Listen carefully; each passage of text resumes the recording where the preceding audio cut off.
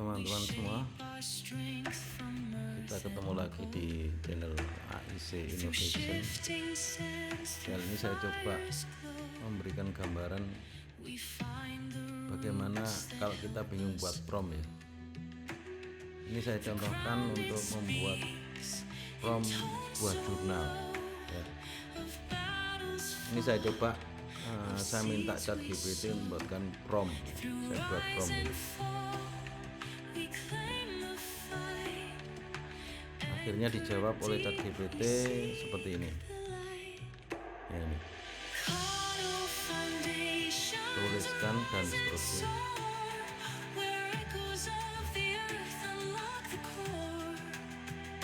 Dari prompt ini saya merasa masih kurang detail, sehingga saya coba membuat ini bahwa di sini kan hasil dan diskusi jadi satu. Saya pengen bahwa supaya hasil dan diskusinya dipisah. Kemudian saya kasih prompt lagi. Kemudian dijawab oleh ChatGPT dengan seperti ini. Nah, ini hasil sudah terpisah dengan pembahasan. Ya.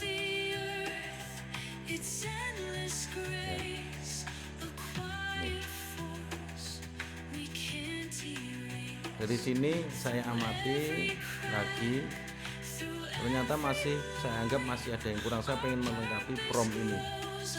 Saya coba tanya lagi kepada ChatGPT, apakah prompt ini sudah menghasilkan jurnal yang jelas gap penelitiannya. Ya, akhirnya dijawab oleh ChatGPT yang lebih detail. Ini ya, dia sudah mengungkap semua. Abstrak, pendahuluan, identifikasi, risk gap, dan semuanya.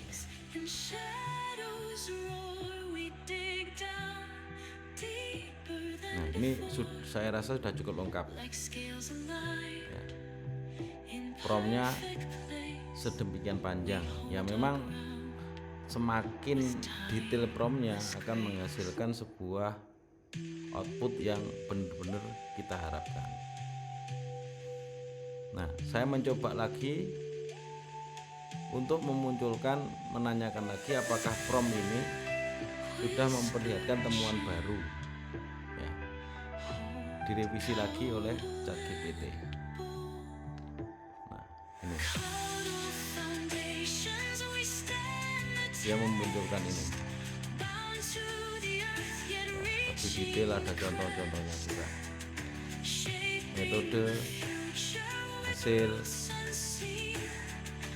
Nah, sekaligus dari sini bisa kalian amati ya, teman-teman amati di hasil itu apa saja sih yang harus dimasukkan.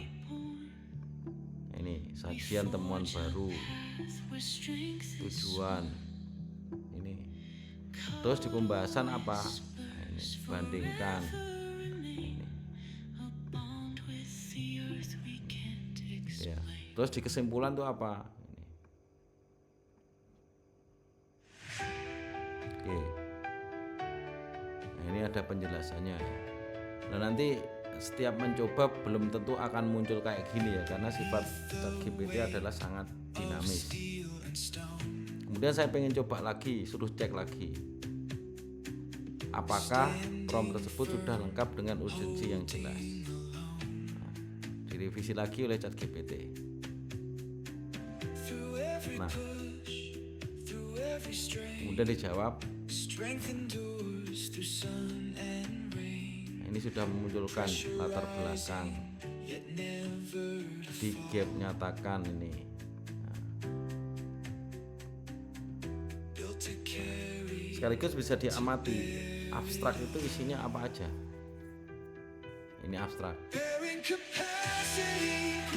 Kemudian pendahuluan itu apa aja sih?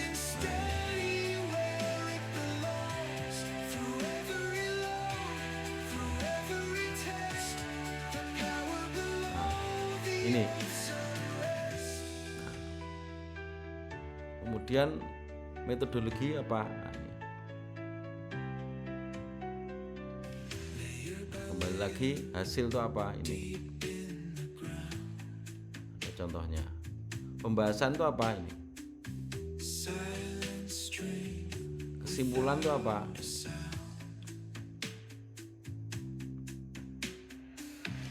Ini tinggal referensi dengan memasukkan dengan menggunakan Mendeley Reference Manager. Nah, ini sudah ada penjelasannya.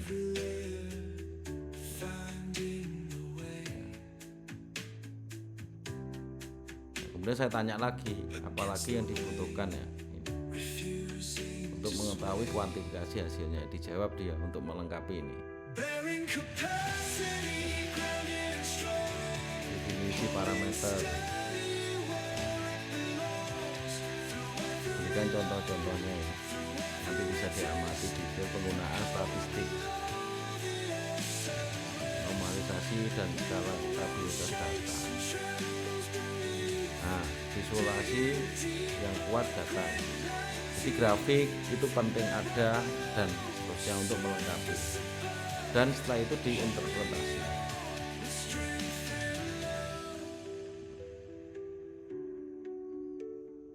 Nah ini.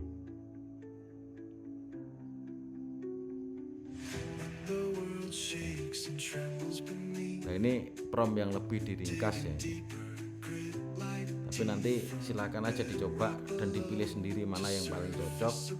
Tentunya setiap prompt dari masing-masing akan menghasilkan yang berbeda, tergantung kondisi dari ChatGPT masing-masing. Karena training ChatGPT itu penting. Semakin sering membuat seperti ini, dia akan menjawab dengan benar. Ya. Ini saya perintahkan lagi untuk menggabungkan ya, membuat prompt lagi. Jadi semua diskusi mana yang paling bagus. Nah ini akhirnya dijawab satu-satu oleh ChatGPT. Nah, judul itu promptnya ini. Kemudian abstrak promptnya ini. Kemudian pendahuluan promptnya ini. Kemudian metode promptnya ini.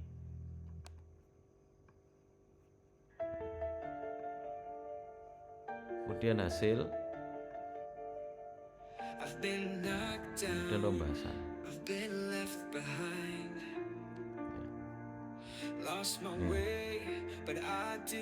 Kemudian kesimpulan.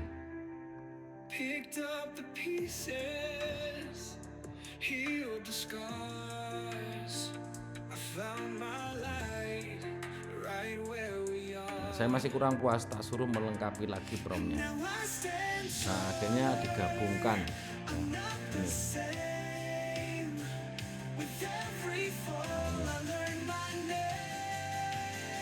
Prompt-promptnya dari mulai judul, abstrak, pendahuluan, metode, hasil, pembahasan, dan kesimpulan masuk referensi.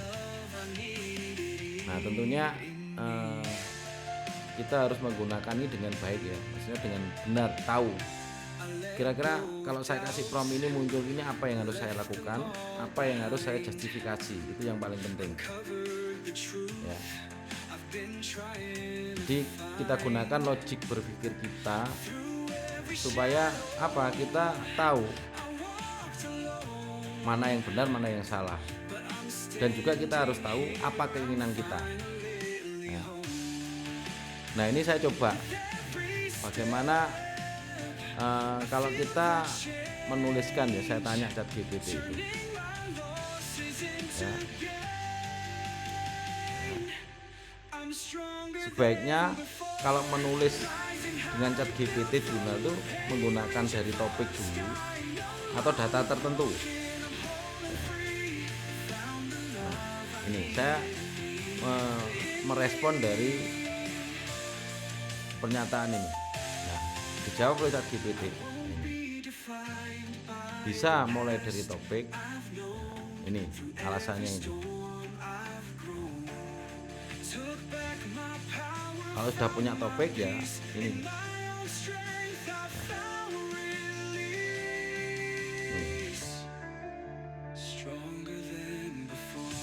Menyusun terjun ke rangka dulu kalau dengan topik ya, supaya kita punya gambarannya ya,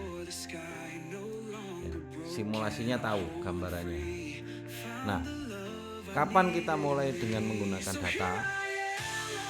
Ya kalau kita sudah punya data eksperimen, data Excel, data semuanya. Nah, ini keuntungannya ini. Mana yang sebaiknya dipilih? Jadi kalau dimulai dari topik itu kita apa? Mencoba memberikan konsep.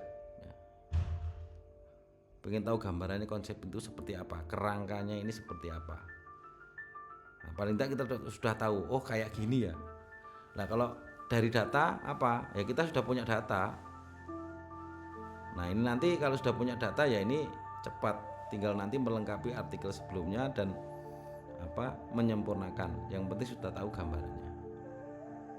Nah, ini. Kalau belum punya topik, ya coba lanjut merumuskan topik. Nah ini, nah, langkah-langkahnya ini.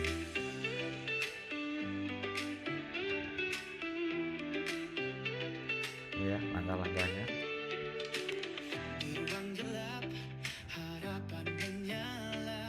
Nah sama ChatGPT ditanya,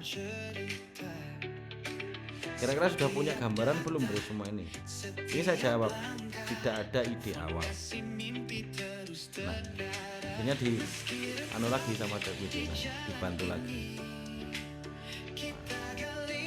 Langkah dasar, dan dulu ditentukan. Nah ini alternatifnya.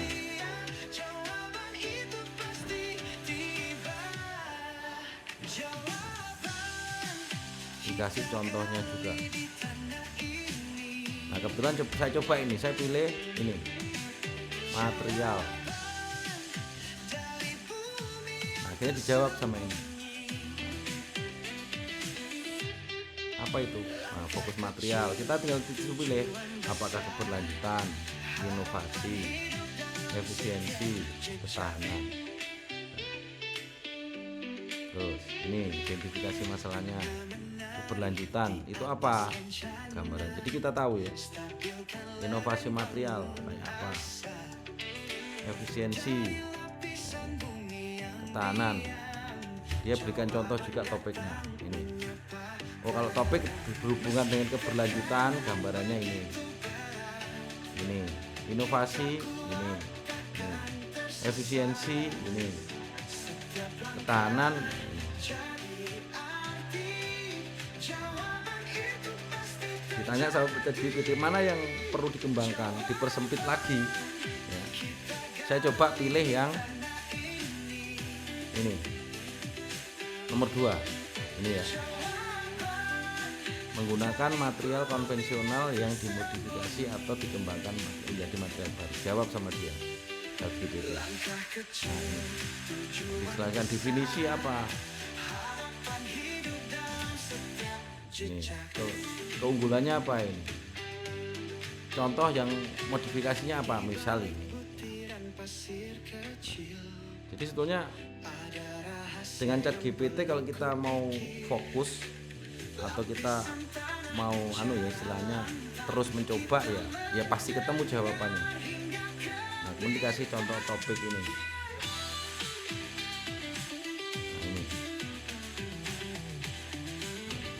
Topik ini. Nah disuruh pilih ini. Kemudian saya nggak milih, tapi saya suruh pilihkan metodenya yang mudah tetapi menghasilkan temuan baru yang nyata dan bermanfaat. Jawab sama tadi. Topik yang direkomendasikan. Ya, jadi ChatGPT itu minta apa aja bisa. Ya, tinggal kita mau validasi benar atau enggak. Yang benar kita ambil, yang enggak ya enggak usah. Nah, akhirnya dikasih rekomendasi ini. Satu, nah, dijelaskan juga. Ini 4, 5. Nah, ini untuk melanjutkan membuat kerangka jurnalnya apa? Saya pilih topik nomor 5 ini. Ya, ini. Nah, kayaknya dijawab oleh ChatGPT ini. Nah, nih judulnya ini, latar belakangnya ini. Nah, paling tidak dari sini kita sudah tahu kerangka intinya, tahu oh apa sih masalahnya, urgensinya apa sih. Nah ini tinggal nanti divalidasi ya, validasi dengan dicarikan jurnal-jurnal yang sesuai. Nah, jadi kata-kata ini kalau tidak ada jurnalnya itu tidak berdasar ya, meskipun ini secara logika benar, tapi harus ada yang mendasari, misalkan ini jurnalnya siapa. Nah terus ini juga gitu, jadi setiap kalimat sampai titik itu harus ada yang mendasari. Nah, urgensinya apa ini, terus gap penelitiannya ini, terus kontribusinya. Ini kerangkanya muncul dibuatkan oleh ChatGPT, tujuannya juga, metodenya. Nah ini tinggal divalidasi. Kadang data ini juga bisa dipakai kalau memang benar, kalau enggak ya diganti. Hasilnya, nah, temuan barunya, nah ini keberlanjutan. Nah, tanya lagi apakah mau dilanjutkan? Ya saya silakan lanjutkan, tuliskan draft kerangka jurnalnya. Ini hasilnya. Nah, paling tidak ini sudah sedikit mengarah ya, maksudnya sudah tersusun, sudah jelas. Nah, di sini urgensinya di sini. Nah, kemudian penelitiannya ini. Nah, ini metodenya. Nah, ini hasilnya. Nah, kemudian ini kontribusinya. Nah, jelas. Ya, nah, kalau kita sudah tahu gini, sudah punya gambarannya. Di sini juga ada ini. Nah, ini latar belakangnya. Ini urgensinya. Nah, ini penelitian. Nah, ini memang tidak ada, kalau dari ChatGPT memang tidak ada kuantifikasi hasilnya, tidak ada jurnal pendukungnya. Nah, nanti ini dilengkapi, dicarikan jurnal-jurnalnya. Tapi paling tidak kita sudah tahu kerangkanya ya, kita mau ngapain ya, metodenya sudah jelas ini. Oh apa materialnya ini apa agregatnya ini, standarnya apa, STM ini, air, serabut kelapa dipotong menjadi, gambarnya sudah jelas ya. Terus pembuatan sampelnya ini, nah, misalkan ini silinder atau balok atau apalah ini. Terus apa yang akan diuji, nah, terus analisis datanya apa. Nah, kemudian hasil yang diharapkan muncul sudah. Oh kuat tekan ini, ketahanan retak, nah, workability. Terus pembahasannya juga sesuai ini. Nah ini. Jadi pembahasan itu adalah menginterpretasi hasil. Jadi bukan hasil dan pembahasan jadi satu, enggak. Nah, jadi dari kuat tekan, ketahanan retak, apa yang dihasilkan? Nah dijawab ini. Penambahan serat meningkatkan ketahanan retak. Nah ini nanti harus dikorelasikan dengan penelitian terdahulu.